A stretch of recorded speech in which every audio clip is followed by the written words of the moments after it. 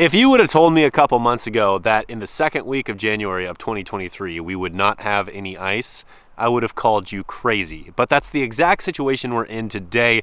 We still have a lot of lakes that don't have any ice on them whatsoever. Got a couple lakes with some slush and whatnot, but there's no safe ice, so I'm not doing any ice fishing. But what I can do is I can open water fish. Now, the water temps are obviously pretty low, the fish are pretty finicky, but at the end of the day, we can still catch some fish, just like you saw in my most recent video. I can't guarantee it'll be as good as a couple days back, but I decided to come back to the same spot that I caught fish at in the last video. I caught obviously a bunch of bluegill and pumpkinseed for those of you who watched it, but I don't know if they're here or not, so I figure we can give it a shot, and then I've got a couple other spots within this same area that I want to try, and we'll just see if we can catch some fish. No matter what, it's going to be a good day because we're fishing. Let's get started. I'm going to add a little power bait crappie nibble to the treble hook. Adds a little color, but it obviously adds some scent and flavor too, and that should do it.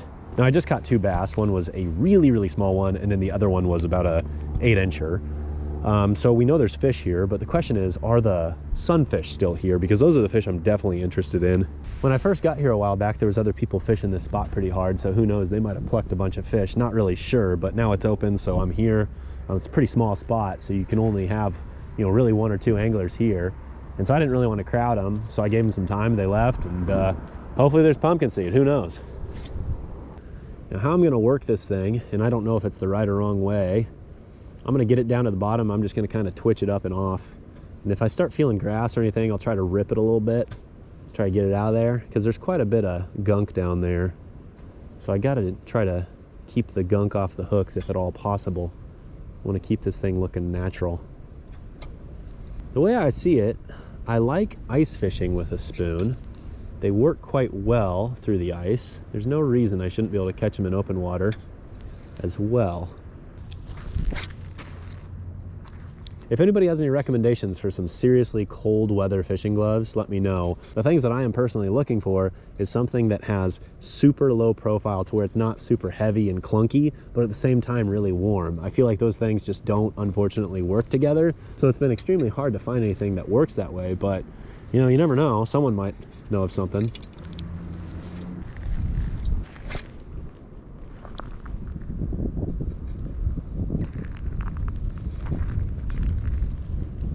Oh man, that wind ain't messing around. I thought it was supposed to be super still today, and it's not necessarily super windy, but any wind this time of year, especially when it's coming off of cold water. Oh, there's one. Oh snap. There are a few pumpkinseed left. That is a nice one, actually. All right. I was just getting ready to say, it's like wind coming off this cold water is not fun. And then all of a sudden this guy interrupted me, and I'll certainly take him. There you go. Nice pumpkinseed right there.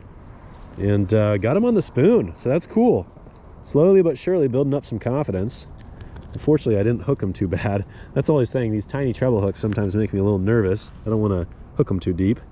I think that might be a bluegill pumpkinseed hybrid. Nice little fish, regardless. See, buddy. Okay, well, I'm not going to give up on the spoon just yet. I've got other stuff that I would like to try, but at the same time, if I can catch them on the spoon, that's what I want to do. Just continue to build that muscle a little bit. Got a slip float rig on here with the horsefly and workhorse jig. Give it a shot. Just got to fish with patience now.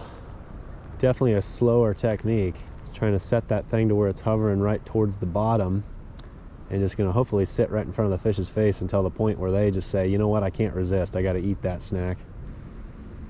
There's a bite. There's a bite. Does he have it? Eat it. I think he might have it. My float's just moving ever so slightly. No, he let go. I definitely had a nibble there. There's bite. There's bite. There's bite. Get it. Get it. Eat it. Oh, yeah, they are, they're changing, man. These fish are changing. Just little tiny short strikes. There's a bite.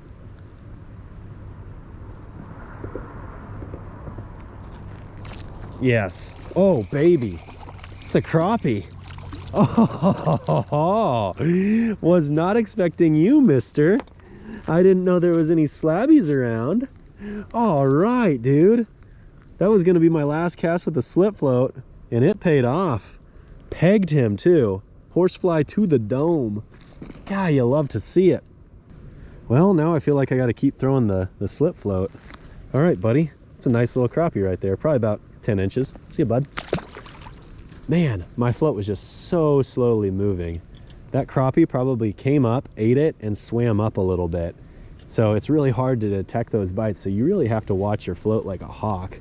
In my last trip, caught all sorts of sunfish. Never caught a single crappie. There's another fish. Oh, he come off. That might have been a dinky little gill or something. That one was biting it just a little different. He was kind of pecking it a couple times.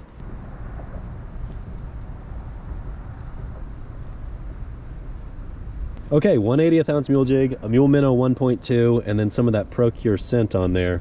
This time I'm going for chartreuse. I think that should work. I feel like it just keeps getting colder and colder the further into the day we get. Seems like we're on a cooling trend, so who knows, maybe this is the start of ice fishing here soon. Did I just catch the dinkiest fish yet? Well, one cast with this, and this tiny little bass immediately ate it. So I don't know if that's a good sign or not, but whatever. Oh my gosh, is that another dinky bass? What is going on? Okay, well, apparently there's a bunch of dinky bass here.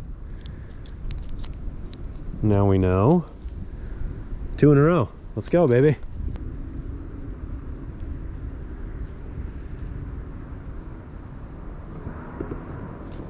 There's one. There we go. Golly, that's what we're looking for. Another pumpkin. Another pumpkin. Hey there, pumpkin. Hey there, pumpkin. Okay, so it does make a difference. The micro jig is still the play, man. I've only been fishing this for the last like 2 minutes, and I've caught 2 dinky bass, and then I got this guy to eat. Nice little pumpkin. See you, buddy. Well, the bite is definitely slower today than it was, but it does seem like there's certainly possibilities, and using the microplastic seems to be the best way to catch them. Another one, 2 casts in a row, and this does not feel small. I hope this is a crappie. It feels like probably a bluegill or a pumpkinseed though. Too many head shakes. Yeah, there you go, 2 pumpkinseed in a row. Dude, what? Crazy. You guys saw that I've given this place a solid effort with 2 other rigs. And the fact of the matter is, this really proves my point. Downsizing and slow rate of fall makes a huge difference for these sunfish. See you, buddy. Makes a huge difference. Man.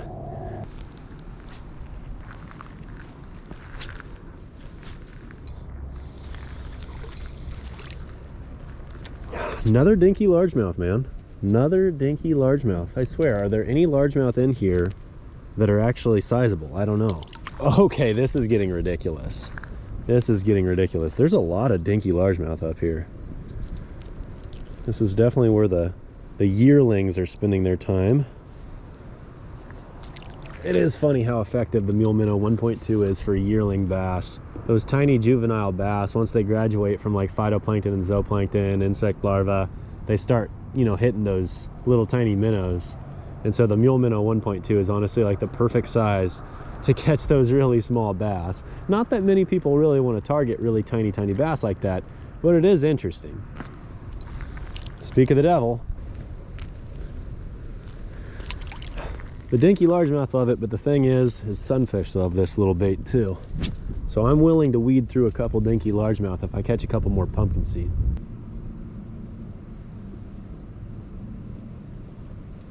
The bite is totally dying down. I think I've caught a lot of the active fish. I think since Monday, when I was here last, 6 days ago, I think a huge percentage of the fish that were here, they scooted on out of here. There's still a few around, but they're gonna be gone soon too. So ultimately, I guess what I'm saying is, fortunately, the timing worked out for me in these couple trips to catch a few fish, but I think that my winter luck might be running out. So hopefully we get a hard freeze soon so I can start ice fishing. I have no idea if Navionics is accurate or not, but as you can see right there, there's like a deep bowl, and I want to try fishing around that. I'm going to throw a spoon out there and just kind of bottom hop it like I was doing earlier, and hopefully, you know, maybe there's some yellow perch, or maybe there's just something else just kind of bellying into the mud in that deeper water. I don't know. It is the deepest spot in this whole general area, so I feel like it could work, but I could be totally wrong. It's worth a try. Well, we've caught fish on 3 of 4 rods, so we might as well try the 4th rod. This one's also got a spoon on it, and it's also a Kastmaster, but this one's a painted variety, and I think with these overcast conditions that might work just a little bit better. It is pink and white, and it's got some stripes on it. Looks pretty. All right. I think I'm in the right general vicinity.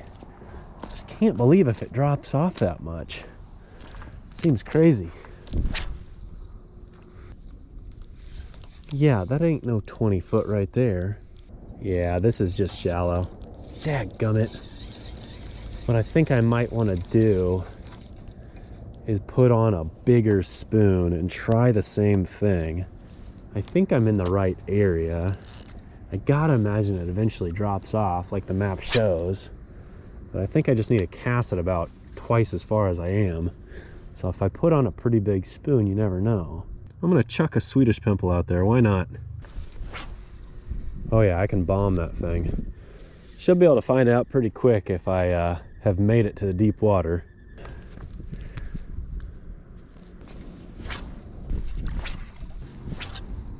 Yeah, I am just not finding this deeper water. I'm sure it's around here somewhere. Like I feel like Navionics is probably accurate in stating that there is a deep bowl, but I feel like I'm just not quite casting the right spot. And it's kind of hard to determine because from bank, you can't quite judge exactly where you're at, and the app isn't fully accurate, I feel like. So ideally, if I had my kayak, I could just go find the 20-foot hole and then I could go fish it, but that's not the case.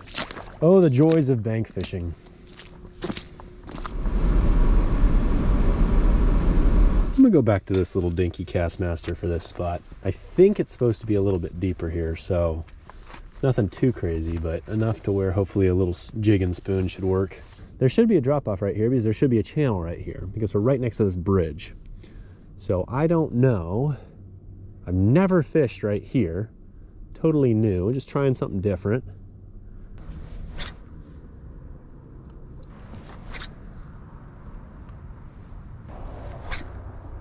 Well, I decided to come back to the first spot where I was catching fish because no one was here and the 2 spots that I tried didn't pay off. So I'd rather end on a high note and try to catch at least one more fish. I don't have much time left, so I'm probably only gonna make a couple more casts, but all in all, it's been a good day. It's been cold, my fingers have been cold, that's been annoying, but we've caught fish and I can't complain. At the end of the day, as I mentioned, normally there's not open water in January, so this is kind of cool.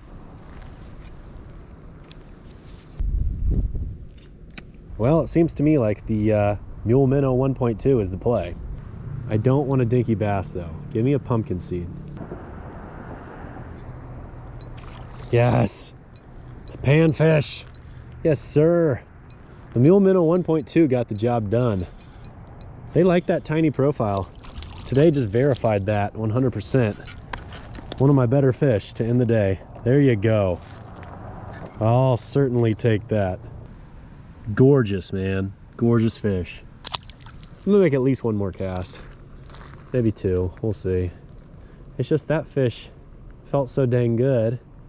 I kind of want one more. I can't help myself. I'm so dang stubborn. Oh! I saw my line jump just a little, and unfortunately I pulled it out of that fish's mouth, but that was probably another pumpkinseed. Okay, just watch that line. Watch that line. It's so hard to see this line, but if you see it jump, you set the hook.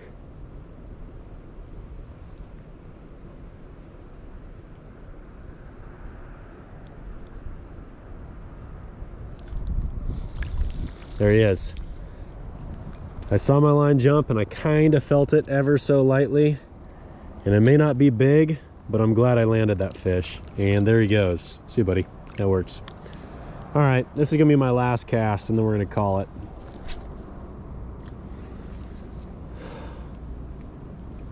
Don't you dare end on a tiny little largemouth.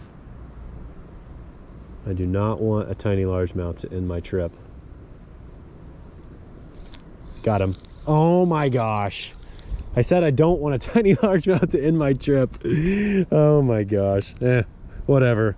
This is kind of the theme of the day right here. That one's actually really pretty. He's kind of like blue looking. That's cool. All right, buddy. I hope you grow up to be a 5-pounder. See you, bud.